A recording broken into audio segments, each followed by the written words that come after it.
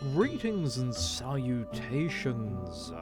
This is Jason Silverain, and today I'll be playing Goblet of Mercy. This seems like a fun one to start off the Halloween specials.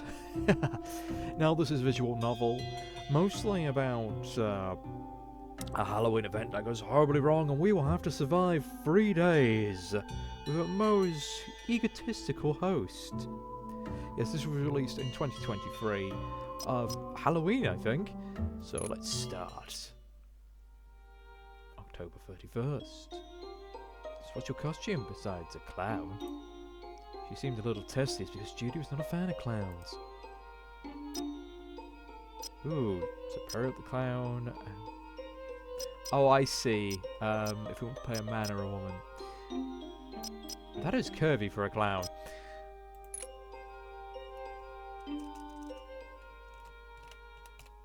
Nice. I wonder what happened if I put myself down as Manly Badass. Because his name is popping up as a couple of horror games. I'm Perrot. So you're the French clown. I'm a sad clown. It's a thing. I had to think about it for a moment. It's probably also French. Uh-huh. I came up in a search for easy DIY last-minute Halloween costumes, okay? All I had to do was buy the face paint and the pom-poms. I literally converted my pajamas. Don't judge me, not all of us are super talented cosplayers. Fine, fine. To be fair, her costume is a, what, 1950s nurse? I've literally seen those for sale. Well, I did before the place shut down. My Halloween plans were to hide out my house with the lights off so trick-or-treaters would skip my place, so I guess this is an improvement. I keep forgetting you're an introvert. Thank you for coming. I feel like I'm playing myself. Though I like trick-or-treaters. I always make sure I've got something for them. I'm more lazy than introvert. I never do anything that weren't for you. Probably. Even in the dim light, I got the impression she was flattered. The Halloween ball at the local library was a big fundraising event of the year. Cheap used books with library markings, strategically placed between Halloween decorations, was not with love. You could have asked me for help, but you procrastinated, didn't you? She had me there, so naturally I changed the subject. So what are you, Nurse Ratchet? I'm a bloodthirsty tyrannical monarch. For a moment I questioned my eyes. Judy, that's a nurse costume. Sure is. Is there anything scarier than a trusted authority figure gone wrong? It's almost worse than a friend that betrays you, isn't it?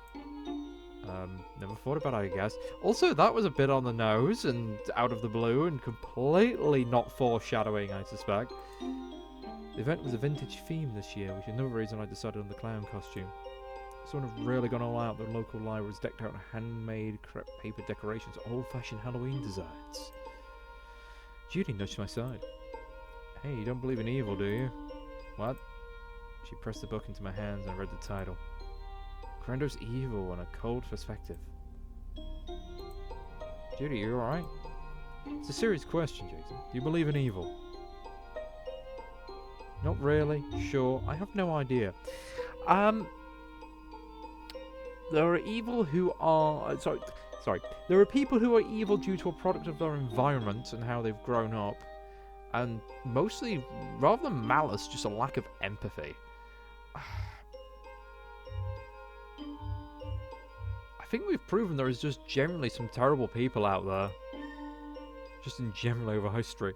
Sure, there are acts of evil, there are horrible and harmful choices. If someone makes choices like that often enough, you can even say, well, that's an evil person. People don't want to believe it, you know, in evil. Why is it on your mind? Hey, it's Halloween. I'm just giving you a hard time. Have I scared you yet? Judy could be, what's the word? Intense? But this is who you really are deep down, Judy. You just hide it because you're afraid of alienating people. You're probably right. The Halloween ball features some old-timey Halloween tunes. I couldn't foxtrot to save my life, so I made like a wallflower. Judy went to dance, and I'd mingled too, but my corner was comfortable, and inertia was a real thing. Idly, I skimmed through the book she'd given me. I knew it was her idea of a joke, or at least I thought it was. But for 35 cents, an absolute steal in 2023, I could be the proud owner of Grandiose Evil, a Cult of Perspective. Hypnotized, I flicked through the page after page. How had anyone decided yes? Let's kill some trees for this. I glanced at the publication date, of course, the 1960s. While the book featured some wild speculations about historical figures like Countess Elizabeth Bathory, It was one paragraph in the back of the book that caught my eye. One woman became so obsessed with control over every aspect of life, so in love with her vision and ideals, that she crafted an entire world through thought alone. What you reading? Wasn't this your assignment? Hi, Jason, I'm a nurse, not a teacher. Come along. Judy led me through a whole and plastered display of used true crime stories and into the woods behind the library. Where are we going? Don't you trust me? Is that a cue for my famous last words? She paused and turned to me, her expression mock serious. Why? What would yours be? You're hilarious. I like it. I'd bet it'd go down in history, Jason's famous words were, you're hilarious. This time I thought I saw something like sadness in her eyes. Here, I have something for you. She held up what looked like a metal tag dangling from the end of a blue ribbon. I don't know, it doesn't look like much, but I made it for you. L3... L that looks like a H? Maybe it's a I? Just to see if there's symbols or anything in particular. She trailed off, clearly embarrassed. Something wrong, I'll be lucky if I don't lose it, but thanks. Good friend. I'm really not. Duck your head. I'll put it on you. She draped the ribbon around my neck. Looks good. You really made this? I'm sorry, Jason. For what? Darkness shuttered over my world and I stumbled. Numbness stole over me, freezing my limbs, but little shocks travelled up and down my nerves and distorted shadows swarmed out over my vision. I don't know how much time passed, but the next thing I knew I was on my back, staring up at the ceiling and my head spinning. The air felt heavier somehow, less drier than I was used to. The sensation reminded me of stepping off into a plane into a different climate. Why was I staring at the ceiling? Wasn't I outside a minute ago? Had I passed out or something? Where was Judy? Why was it so dark? Is this the only one you have for me? Something tugged at a pom-pom on my front. Pure white fear lanced through me, but I couldn't move to knock the hand away. I struggled to speak, to demand to know what was going on, but my voice stopped in my throat. What is this? It's his costume, Your Majesty. We're at a masquerade ball, as you could want it. He doesn't have many strong ties. Two voices. One was definitely Judy's. Judy's voice had come from my left, but I couldn't turn my head to see her. I struggled. After a moment, I managed to lift my chin, but that was the best I could do. He will suit the purpose. One mold was the same as any other as far as the goddess is concerned. Then you are pleased? Patience, Felicia. Should I be delighted when I know not what I have to work with? My apologies, Your Majesty. I never heard Judy sound so formal and stilted. Even knowing the voice was hers, I struggled to reconcile it with the Judy I knew. What was she afraid of? What was going on? Footsteps. Was that Judy? I couldn't see her. Where was she going? The fabric whispered. Something cold touched my skin where the ribbon still wrapped around my neck. Then the ribbon was lifted over my head, the band rasping against my jaw. The tingling got worse, morphing to a hot prickling as all my limbs had fallen asleep while only now waking up. The mattress pressed against my back. Funny how a moment before I hadn't felt it at all. Hello? Somebody was there, or so I assumed. Had I imagined the touch? I rubbed my neck and confirmed that Judy's gift was gone. I sat up. An icy chill kissed my face. Was this room unheated? I touched my forehead, checking for a fever. Had that conversation been real or some sort of auditory hallucination? Part of a fever dream? My skin was cool to the touch, and I noticed my nose and ears were chilled. What was going on with Judy anyway? I must have passed out, that was it. Was I in hospital? If so, why was everything so dark? Suddenly I got to my feet and felt around. My fingers struck something hard and ice cold, a metal bar. I gripped it, felt down on its pebbly surface. The side of my hand struck another bar, one running perpendicular to the first. Was I in a cage? My heart thudded painfully in my chest. Disbelief blanketed in my mind, protecting me for a moment from total panic. Does the dark frighten you? I started and strained to see into the gloom. Is that your goal, to frighten me? Is it a little unnerving? Why am I a prisoner here? Did I do something wrong? Is that your goal, to frighten me? She laughed softly. My sweet, that is the easy part of our association. Fabric rustled and I tilted head towards the sound. Hello? Are you still there? I listened to the darkness, my hands cold and clammy. What's going on? Why am I here? Distantly bells tolled. Was there a church nearby? It was the only sound other than my heartbeat pounding in my ears. Where is this place? My captor didn't seem fit to reply, or else she was gone. Is this what I get for dressing like a clown for Halloween? Is that it? Bad karma because so many people are scared of clowns? Adrenaline could only keep me going for so long. Despair and weariness settled over me and I slumped. I wanted to sit down. I extended my arms and felt around for the mattress. It wasn't a big space, but in the near total darkness, I'd gotten turned around. The mattress was in the corner of the cage and I lowered myself down. Without the adrenaline to keep me warm, a chill began to eat into me. I pattered around the bed looking for a blanket. No luck. I wrapped my arms around myself to hold in what little heat I could. Hello? I shivered and rubbed my arms for warmth. My palms chafed against goose flesh. Is someone there? Soft wind whispered outside some distant window. Fortunately, I didn't feel any draft. If it was windy in here, the cold might go uncomfortable to possibly dangerous. Every bit of luck counted, right? When there were windows in this room, I got the sense of impenetrable stone walls, although I'm not sure why, since I still couldn't see. There was something dank and cellar-like about the room. Maybe that's why I thought I was in a place made of stone. Breathing in from my nose, I detected it then. A muddy scent like old wet plaster. Was I underground, or was my location both cold and humid at the same time? I don't know how long I sat there, trying to squeeze the tiniest bit of information out of my available senses. In the end, I was no more enlightened than when I began. Had Judy betrayed me, given me over to some cult? A cult that worshipped some goddess where the higher-ups went by Your Majesty? None of it made sense. Why would Judy betray me? Who did she work for, a queen?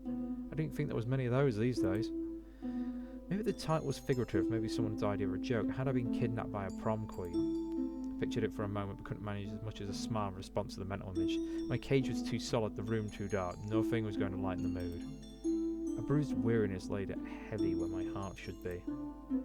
When I finally fell asleep, dozing, fading in and out of consciousness, my dreams were not kind.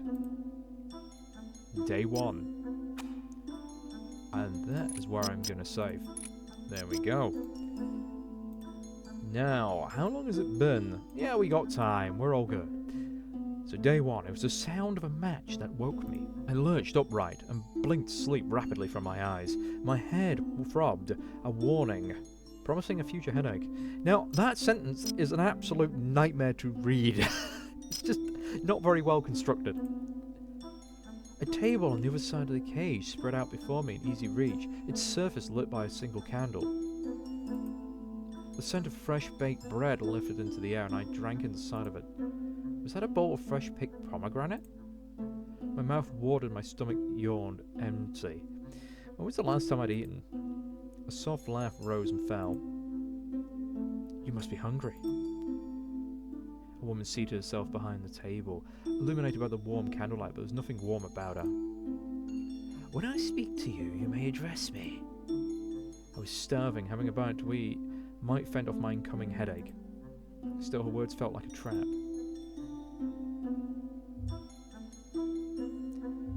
I'm hungry. You didn't actually ask me a question. Say nothing. Decided to say nothing. After all, she didn't actually ask me a question. I see. You must be encouraged. Over the coming days, we will get to know each other.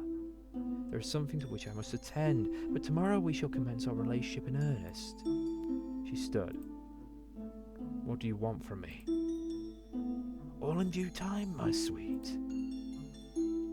Damn it. I had a voice for her and I've already lost it. Oh well. She reached out and pinched out the light, throwing the room once more into darkness. I listened for the swish of fabric, but I just made any noise. I didn't pick up on it. Hello? Dread, acute and painful, tightened my chest. Suddenly the darkness was too much. I was too alone. Are you still there? Reaching through the bars with one hand, I touched the smooth polished edge of the table. I ran my hand over the cold surface, moving slowly so I didn't knock the goblet over wherever it was. The table was empty. Not as so much as a crumb remained. Had I imagined the loaf of bread, the fruit? Was I still dreaming? I rubbed my face and pinched my cheek. Was the pain duller than it should be, or were my senses numb for some other reason? What if there was something wrong with my face? Panicked, I lightly smacked my cheeks. No, my face was fine. Everything was where it was supposed to be. There was nothing right about the situation. I couldn't think straight. Deliberately, I dragged a breath into my lungs. Calm down, I told myself. I was imagining things. Being left alone in the dark could do that to a person. Jason? Judy's voice. I relaxed, my heart lightened. She hadn't abandoned me. Maybe she could explain what was going on in a way that makes sense. Maybe I was in a hospital in a coma or something. She'd come to visit me. Judy? The lights cast a strange blue into the room. She lit the candle on the table. That's not my name. What do you mean by that? Was this time for confessions? I pressed my hands into my forehead and breathed. It's okay, don't panic. I ducked my head so I could see it better through the bars. Then what is your name? I was born Felicia Nesta Melia. Okay, Felicia. What on earth is going on? That's just it, you're not on Earth anymore. I took that in. Of all the scenarios I'd pictured, this wasn't one of them. Was she implying I was kidnapped by aliens? You know, I never pictured you as a cult member. When do I get to see the tinfoil hat? Are you dense or just that much in denial? You speak English, American English, just like I do. That annoys me. No, English. Boo. If this wasn't Earth, we wouldn't be speaking. I don't know, not English. Oh, you're so articulate. No, I'm really not. I don't know much, I'm not allowed to. So I'll tell you what I do know. She is always working to make our world reflect her wishes, her dreams, her tastes. Still, a little of your world squeaks in no matter what she does. For a long time, your continent wasn't densely populated enough to influence us, so that's where most of the portals go. That changed, and now she takes someone like you in order to maintain control over the balance of this world. Okay, this is insane, but I don't have a choice, do I? I've got to play in Crazy Land whether I like it or not. You're getting the idea, but I'm not going to lie. You're probably going to die horribly. She had us. People like me find suitable specimens from your world. Sometimes she wants things. Sometimes she wants tales of our travels, and sometimes she wants people. I gripped the bars. Fine. What does she want from me? She begin with your memories and experiences. Are you kidding me? How does she get that? Magic? Look, I'm warning you, not consoling you. There's nothing I can do about this. So you're not going to help me? I physically can't help you. If I break my oath to the Empress, I will die. What do you mean you'll die? The power of the oath, we call them demon bargains, will kill me if I break my word. This is nuts. You're nuts. You're wasting time on denial. You should be making the most of it and ask me questions. She'll be back in a few hours and she can't know I was ever here.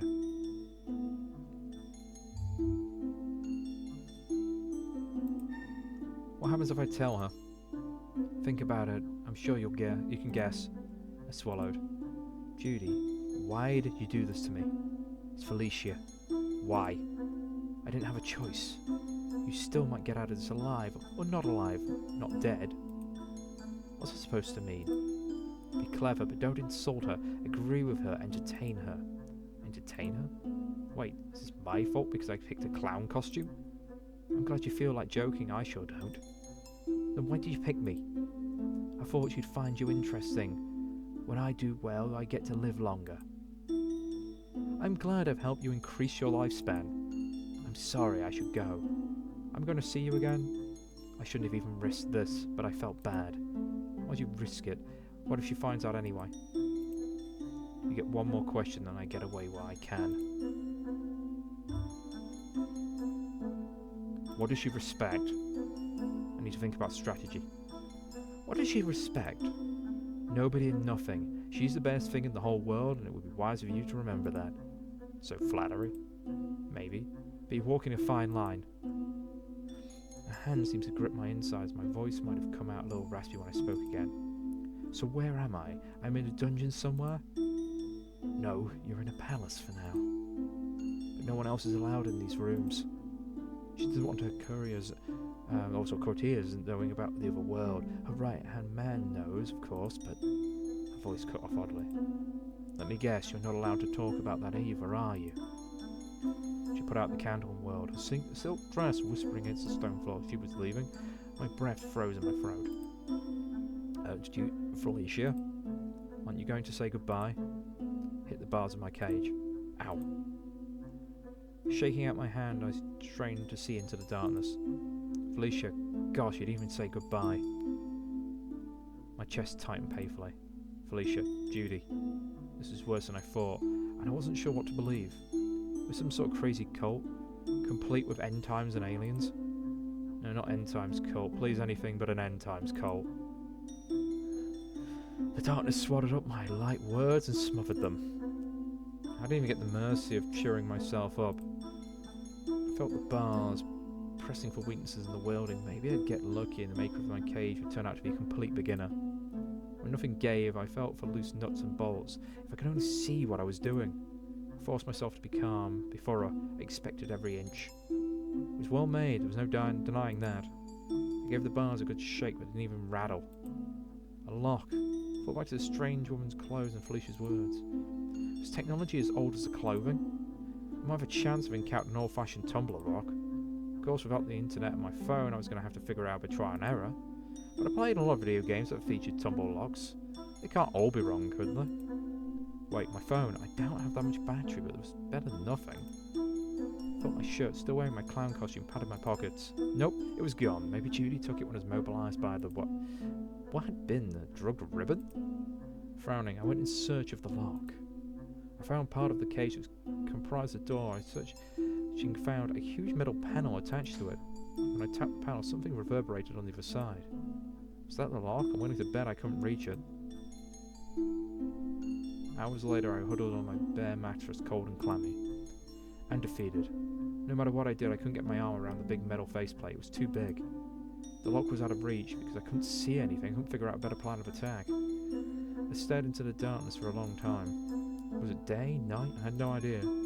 Bells tolled again, but the number of rings didn't seem to reflect the hours of the day, so that was no help. I wasn't tired. For a while, I tossed and turned on the mattress, alternating between wire-tight tension and listless despair. The hunger gnawed at me. I pressed my hands into my stomach. Pressure helped a little. How long had it been? A day? 2? My lips were dry and cracked. When I licked them, I tasted a hint of salt and iron. I felt it when she entered the room. She didn't make noise, but her presence was heavy and cloying, like a dark incense. The fine hairs rose on the back of my neck and scalp. My heart thudded painfully in my chest. She lit a match and I grimaced. The sweet, warm fragrance of fresh-baked bread rose into the air and my stomach clenched. I rose slowly to a seated position, not daring to want the meal before me because I knew I would be denied. I pressed my lips together, flattening the rough, cracked skin. Do you know what I am? Oh, she wasn't just part of some crazy cult that actually thought herself more than human, hadn't crossed my mind. Fairy Queen? That's kind of a compliment. You're a fishmonger. You're a fairy queen? She laughed high and almost sweet. The sound sent icy fingers walking down my spine. A fairy queen? I suppose one of those things are true. A long time ago, my kind walked your world freely and preyed upon them. Preyed upon them? Like your stories of the vampire, we drink blood. Or rather, we drink life. Blood is only a convenient conduit for life. Oh, so we're dealing with the supernatural, not aliens or cults at all. No, Jason, don't go there. She only believes she's a vampire. Judy's so-called inability to break her oath sounds like a deal with the devil, or maybe the stories of the fair folk. What this lady's now describing sounds more like Dracula. So what did that make me?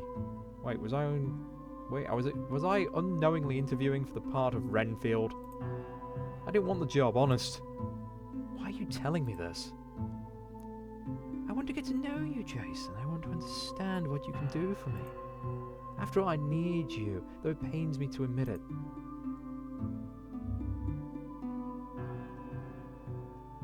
But you could have picked anybody, right? My dear, must you talk like that? You'll crush my girlish dreams. She gave me a dismissive wave. I made this world. I call it Essia. I made the gods. I brought people to live here. I control them all. My kind are not so strong in your world. There are too many limitations to our powers. But in mine, I have no limitations at all. Everything in my world is pleasing to my eye. You'll find it far more superior to your own in every way. Everything that you might behold in this world has my touch, Jason. You too will benefit from my attention. Perhaps you will be my fool. Perhaps my echo, a pair to my shadow. Perhaps you will serve in my empire. I didn't know what she meant by any of that, but if possible, my mouth went drier than it already was. If you try my patience too far, perhaps you will decorate the city walls alongside the rotting corpses of my poor convicts. What do you want from me? Your obedience will do for now. I opened my mouth to speak, but she cut me off. So it is only a costume, but what does it say about you? These clownish trappings. Are you foolish, Jason? Are you an entertainer? Are you talented?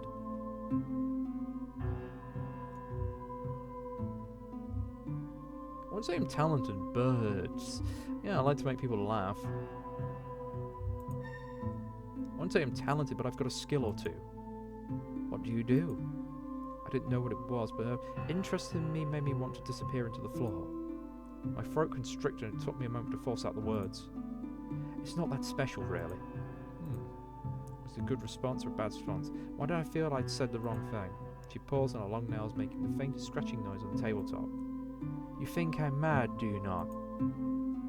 I didn't say that. I wouldn't say that. The closer I'd come to studying psychology was perusing the pop science magazines next to the checkout aisle. But even I knew she was obsessed with power and control. I didn't think that was madness, but I did know it was one hell of a character flaw. I found it was so simple, but no. Many predators do not understand their prey, do not care to understand. I know you already, Jason. I know all of you. Every memory you seek to hide from me will be mine. And I know your secret fears and darkest desires. I will root out your hopes and dreams. I will take what I want and leave you with whatever suits you best. Not only will I make you into the best of yourself, I will cut away the parts that are ugly or imperfect. A cool hand brushed my cheek. Fingers danced across my brow. I jerked away as if stung. I hadn't seen her, hadn't heard her move. A chill stole over me. It had nothing to do with her icy fingers. I was getting an inkling that her idea of imperfect might be the same as mine. No, she would cut away anything she didn't like about me, if she could, if that was even possible. I didn't think it was, but I was beginning to doubt myself. Did she really have that kind of power? What if she could take away the things I liked, things that gave my life meaning? That wasn't possible, was it? She wanted obedience, but I got the feeling she hated it at the same time. I wouldn't kid myself though, I couldn't outmatch a supernaturally powerful sorceress vampire queen. For now I'd have to watch and wait and see if I can find a weakness, maybe get under her skin a little, and hope that that little would be enough. You're not the only one who is hungry, Jason. You know my name, but I do not know yours. She appeared to be considering. You may call me Mara for now. Isn't that intimate? You should thank me for this privilege. I grit my teeth at the thought. You are angry. You do not know yourself, not yet. I will teach you. Then her words caught up with me. She was hungry. She was a vampire, or thought she was. What does she mean for me? What are you going to do to me? It is only a matter of one question, my pet. Do I require you feel my teeth? Or do I grant you mercy? You're not the kind of person that appreciates mercy, are you? What? She rose. She opened the door to my cage. I backed up, hitting the bars behind me. Then she was on me, pinning me with a startling ease. One hand gripped my shoulder. She was so strong, stronger than a human. I pried at her hand. No, enough of that. My fingers tightened, it went slack and lifeless. She brushed my limp hand aside. She tilted my head to the side and could do nothing about it. Then her lips brushed my throat and I could feel her spreading smile. Long, strong fingers cradling the back of my head. 2 sharp points pressed to my throat and my pulse leapt. Fangs pinned me in place, then broke the flesh. Sharp pain lanced through me, radiating from my neck. Oh God. She didn't draw or suck at the wound, but let the blood flow across her tongue. Nauseated, I swayed, but she held me still in an impossibly strong grasp. Her body flushed with heat, then a deep chill settled into my bones. Her grip tightened and long nails left imprints in my scalp. It was too much. A soft sound threatened to escape me, but I was stuck in my throat. I don't know how long she held me like that, lapping at my blood, the touch of her tongue delicate and hurried. When she let go of me, I fell in a heap. The back of my head bounced against the back of the cage and I winced. I stared up at her, bemused. My head stung and my throat burned. Sharp eyes surveyed me with calculation. Now sleep. She swept out of the cage in a rustle of silk and snapped the door shut behind her. It made a harsh metallic sound. Then I was alone again in the dark, struggling to stay awake. I could barely keep my eyes open. She'd bitten me. I crawled into the mattress. I slapped my palm against my neck, feeling where the spot she'd bite was. The skin was smooth and whole. What had she done to me? Confused, I rubbed the spot. A little grit came off my hand, perhaps dry blood, but there was no wound, no puncture. I pressed my cheek to the mattress surface and shivered against the cold. Sleep finally dragged me under, drowning me in dark emotions and scattered images. In my dreams I still felt her teeth.